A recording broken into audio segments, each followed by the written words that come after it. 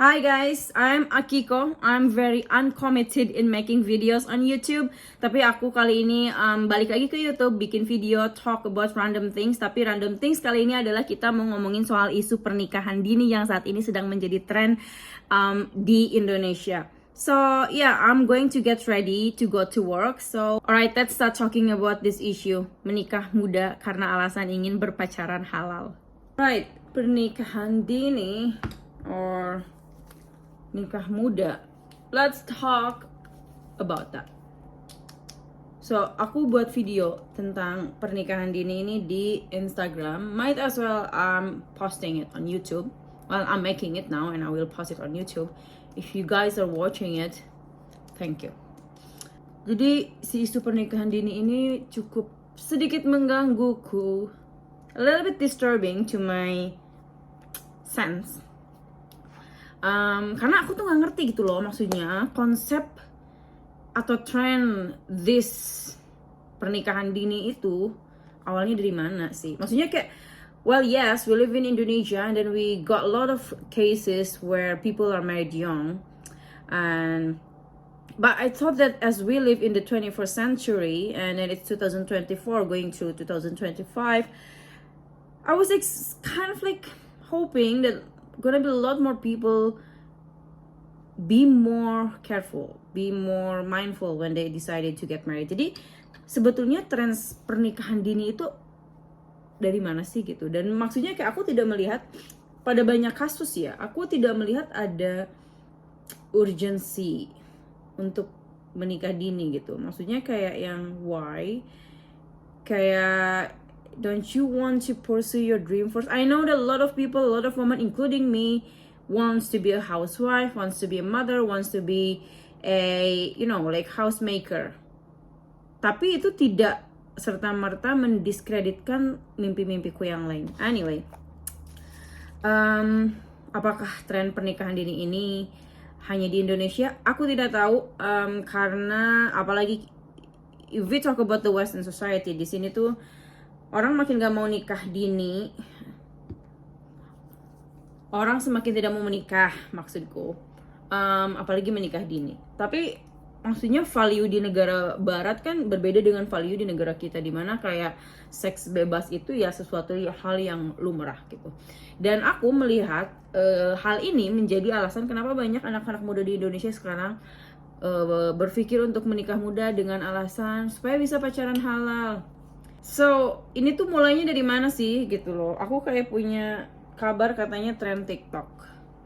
Dan TikTok ini adalah suatu platform sosial media yang punya pengaruh yang luar biasa terhadap anak-anak muda. Termasuk jika seseorang influencer di TikTok mengkampanyekan menikah muda as early as 15 atau mungkin bahkan lebih muda dari itu, orang-orang akan dengan mudah mengikuti tren tersebut gitu. I'm on TikTok, but I'm not active on TikTok. Jadi aku nggak terlalu memperhatikan tren-tren yang sedang terjadi di TikTok itu apa gitu. But guys, if we talk about TikTok trend, like come on guys, like you have to be smarter than people before us. TikTok is such a trash for me. All social media, okay? Like you cannot just follow a trend on social media without having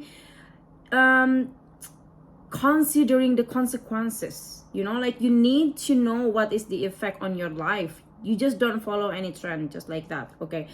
Nah, balik lagi ke si alasan untuk menikah mudanya ini karena ingin berpacaran secara halal. Guys, what do you think is pacaran halal? Maksudnya kayak apa sih yang ada di pikiran kalian ketika kalian memutuskan untuk menikah, terus alasannya supaya bisa berpacaran halal? What is the definition of berpacaran halal? Like, how you guys define berpacaran halal? Apakah karena sebelum menikah hal ini tuh haram, setelah menikah menjadi halal? Dan itu tuh cuman this particular thing yang tadinya haram menjadi halal setelah menikah itu cuma satu konsep, yaitu adalah kontak fisik. So I assume that when people say that aku mau menikah muda supaya bisa berpacaran halal, dan anak yang menikah ini adalah usianya 15-16 tahun. So berarti kan dalam konsepnya dia itu berpikir bahwa menikah ini adalah tentang kontak fisik. Karena itu yang menjadi alasannya kan, supaya bisa berpacaran halal. So they want to do physical touch, berpegangan tangan, berciuman, berpelukan, berhubungan badan. Okay, that's the only thing that yang tadinya haram sebelum menikah menjadi halal setelah menikah. Guys, speaking about marriage or family is the smallest institutions in our system, in the social system, okay? Pernikahan itu adalah institusi terkecil dalam sistem sosial, tetapi it's very complex, it's very complicated, it has a lot of factor that comes to when it comes to marriage, okay? Kalau misalkan konsiderasinya hanya kontak fisik, berpacaran halal yang tadinya haram menjadi halal gitu kan. Guys, I'm only married for 2 years. Aku cuman ingin berbagi pengalamanku aja. Jadi aku baru menikah selama 2 tahun. Jadi masih baru lah ya. Dan aku dari awal menikah aku menyadari bahwa pernikahan itu nggak cuman melulu soal honeymoon period. Yang mana kita definisikan honeymoon ini adalah segala bentuk kontak fisik, okay? Bermesraan segala macam. No guys, menikah itu lebih daripada sekedar kontak fisik. Kontak fisik itu mungkin hanya 15-20% dari pernikahan. Selebihnya itu adalah berkomunikasi. Like how you solve your problem. Bagaimana kamu menyelesaikan masalah dalam pernikahan. Bagaimana kamu berkompromi bersama pasanganmu. Bagaimana kamu merencanakan masa depanmu. Bagaimana kamu merencanakan untuk punya anak dan mendidik anak ini supaya menjadi generasi yang lebih baik daripada kita. Bagaimana kita menghadapi tantangan pernikahan dengan kepala dingin, dengan kematangan berpikir dan kematangan emosi. That's it. Jadi ku pikir ketika misalkan orang bilang aku mau menikah supaya bisa berpacaran halal. Yes, mungkin ya biologically kalian sudah bisa menikah. Karena kan begitu si laki-laki akhir balik terus si perempuan juga mengalami pubertas, ya udah gitu loh, mungkin physically dia ready untuk menikah. But when we talk about mental, emotional and spiritual readiness, apakah kalian yakin di usia 15 tahun itu kematangan emosi berpikir spiritualnya itu sudah matang? Let alone we talk about financial, okay? Bahkan dalam undang-undang pernikahan di Indonesia, perempuan itu minimalnya untuk menikah itu 19 tahun ketika dianggap sebagai dianggap siap secara jiwa dan raga gitu loh. Gak cuma raga aja, okay? When we talk about marriage, it's not only about physic, okay? It's about mental, spiritual, emotional, financial, a lot in the marriage. Jadi aku tuh nggak bisa setuju dengan konsep menikah muda hanya karena alasannya ingin berpacaran secara halal. Guys, you're gonna spend the rest of your life with this person kalau tidak bercerai, and you wouldn't want to make such a big decision at a such young age gitu loh. Maksudnya kayak bagiku melihat anak muda sekarang di usia 15 tahun, I don't think they have the capacity to take that big decision gitu loh maksudnya. Terus muncul di Instagram ada influencer yang udah centang biru mengatakan bahwa aduh kalian itu ya kenapa, intinya gitu dia tuh bilang bahwa kenapa sih harus ngurusin kehidupan orang lain, sampai pernikahan orang lain aja diurusin gitu, kayak orang bener aja. Sampai si influencer ini seorang perempuan bilang orang-orang yang mengurusi tentang pernikahan dini ini adalah si pemakan bangkai. Excuse me. Dan dia juga mengatakan bahwa orang yang peduli dengan isu ini adalah orang dengan SDM rendah. Oh really? I came far from Indonesia to Europe, and there are also a lot of people from Indonesia that come to study further. I did my master, and then the people who cares about this issue is normally like people who has education. Okay, kita tidak berbicara bahwa education itu menentukan seseorang terdidik atau tidak. Let's put that aside. Tetapi memanggil seseorang yang peduli akan isu pernikahan dini karena terlalu banyak resiko di dalamnya. Terus di orang-orang ini disebut sebagai orang yang memiliki SDM rendah dan pemakan bangkai oleh si influencer ini. I'm not gonna say the name, you might know her, you might not know her. It's better to not know her anyway, so you're not going to attack her. Tetapi orang ini kayak make a point bahwa udah deh gitu loh, gak usah ngurusin hidup orang lain bagi pernikahan. Guys, yes, pernikahan itu adalah urusan pribadi, tetapi itu menjadi urusan publik ketika yang mengkampanyekan atau yang melakukan kegiatan menikah dini ini adalah seseorang yang punya power atau seseorang yang bisa menginfluence. Dalam hal ini adalah influencer. Karena influencer ini kan namanya juga influencer. So this person is actually influences people, influences banyak orang gitu loh, dan akan banyak orang yang terpengaruh gitu cara berpikirnya, cara mengambil keputusannya dari si orang ini gitu loh. Kalau misalkan dia menikah terus dia adalah seorang influencer, kemungkinan besar fansnya itu akan menganggap bahwa apapun yang dilakukan oleh si influencer ini adalah sesuatu yang absolut atau betul. Okay, I'm gonna put my hijab on and then I will come back to you. Nah, terus si ibu-ibu ini juga bilang bahwa istri Rasulullah Sayyidah Aisyah radhiyallahu anha juga menikah di usia yang sangat dini, sangat belia gitu loh. Kenapa kalian gak mention nama beliau gitu ketika menyuarakan isu-isu tentang pernikahan dini? First, katanya dia menyebutkan aku dan orang-orang yang peduli isu ini adalah orang dengan SDM rendah. Tapi ketika aku melihat dia membandingkan zaman kita dengan zaman Rasulullah, itu aja aku udah berpikir, this person doesn't know what she's talking about, right? Maksudnya kayak gini loh, pertama, ketika kita membandingkan dua variabel, itu harus sama, harus setara gitu konteks dan konsepnya. Dia membandingkan 2024 ini dengan zaman Rasulullah, zaman ke abad ke-6 Masehi. Konteksnya aja udah berbeda. Terus orang yang dibandingkan itu adalah manusia biasa seperti kita dengan orang pilihan Allah. Kayak nggak apple to apple aja gitu loh membandingkan Rasulullah dengan istrinya dengan zaman kita. Zaman sudah berbeda, teknologi juga berbeda, faktor-faktor lingkungan yang mempengaruhi kematangan berpikir dan kematangan emosi seseorang pun berbeda, dan orang yang dibandingkan adalah manusia biasa dengan manusia pilihan Allah. That's the thing. Jadi kalau misalkan alasannya itu agama, rasanya agama Islam pun tidak menyarankan orang untuk menikah kalau memang misalkan secara emosional, secara spiritual itu belum matang.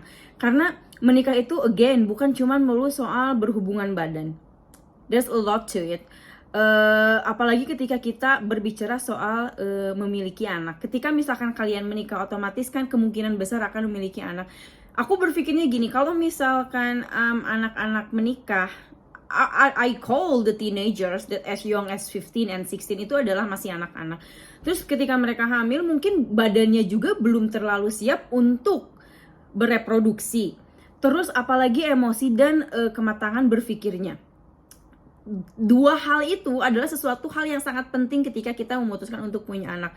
Rasanya tidak fair ketika kita memutuskan untuk punya anak ketika diri kita aja belum selesai dengan self discovery. Jadi kayak yang bagiku itu terlalu beresiko untuk menikah muda gitu loh. Bagaimana seorang anak akan membesarkan anak yang lain gitu. Karena situasi dan kondisinya itu mungkin tidak urgent gitu loh. Maksudnya kayak orang yang menikah dini ini mungkin masih punya chance untuk bersekolah, untuk bisa belajar lebih lanjut lagi, untuk bisa mendalami agama lebih dalam lagi kalau memang alasannya adalah agama. Karena rasanya tidak wise, tidak bijak kalau kita menggunakan agama sebagai dalih untuk menjustifikasi tren yang saat ini sedang berlangsung gitu loh. Pernikahan dini ya karena agama pun menghalalkan berhubungan badan, dan kalau misalkan dilakukan di luar pernikahan itu ada sesuatu yang haram. Tapi kan ibadah itu nggak cuman melulu soal berhubungan badan dalam pernikahan. Ada banyak ibadah yang Allah sebutkan dalam Al-Quran. Salah satunya adalah menuntut ilmu. Kalian boleh cek dalam Al-Quran, Allah menyebutkan banyak sekali bahwa sebaik-baiknya manusia adalah yang menuntut ilmu. Dan itu menuntut ilmu ini adalah sesuatu yang dianggap sebagai ibadah yang mulia. Salah satunya adalah menuntut ilmu dalam bidang agama. Kalau misalkan kalian emang mau beribadah, tuntut dulu ilmunya gitu loh, cukupkan dulu ilmunya baru kalian praktekkan gitu. Kalau kalian gak percaya aku, yes, I'm not that religious person, I mean I'm not that knowledgeable, tapi aku lagi baca bukunya ini, Ibn Qayyim al-Jauziyah on Knowledge. Dia meramu semua hadis dan Al-Quran tentang pentingnya menuntut ilmu. Dan rasanya kalau misalkan alasan untuk menikah dini itu adalah ibadah, itu kurang bijak. Karena masih banyak ibadah yang bisa kalian lakukan selain daripada menikah dini dan lalu berhubungan badan dalam konteks yang halal gitu loh. I'm not gonna talk about what if when this young couple have children, bagaimana ketika pasangan-pasangan muda ini memiliki anak. Membesarkan anak itu adalah tanggung jawab yang sangat-sangat berat, bahkan dalam agama pun ditekankan gitu loh, tanggung jawab orang tua ini berat. Hold on, Alexa, stop. I have to go to work now. Aku harus pergi kerja, but I will close this video with menikah dini dengan alasan ingin berpacaran halal itu adalah sebuah keputusan yang menurutku tidak bijaksana. Menurutku yang fakir ilmu, menurutku yang ilmunya itu sedikit banget lah. Mungkin menurut si influencer ini, aku ini pemakan bangkai katanya, terus juga SDM rendah. Yes, mungkin SDM ku rendah karena aku masih menuntut ilmu, aku masih belajar, dan berdasarkan pengalamanku yang sudah menikah juga memiliki anak, menurutku pernikahan itu bukan melulu soal memenuhi nafsu birahi, kebutuhan fisik seksual seseorang aja, tetapi bagaimana kita menjadi pribadi yang lebih baik setelah menikah, bagaimana kita mereproduksi generasi muda yang jauh lebih baik dari kita, bukan hanya fisiknya saja tetapi juga lebih baik akhlaknya, lebih baik perilakunya, lebih baik pengetahuannya, dan bagaimana kita berkontribusi untuk membuat bumi yang sudah rusak ini menjadi tempat yang lebih baik untuk ditinggali, dan bagaimana pernikahan itu akan membawa pasangan tersebut lebih dekat dengan Tuhan,